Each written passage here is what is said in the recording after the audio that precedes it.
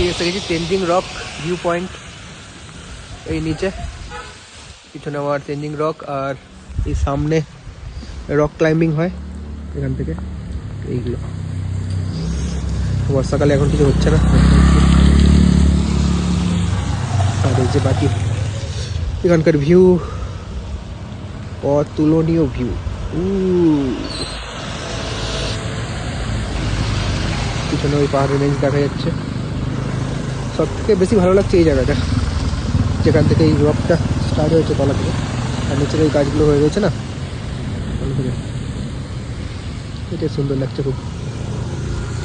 এইখান দিয়ে উঠেছে একটা মন্দির রয়েছে এই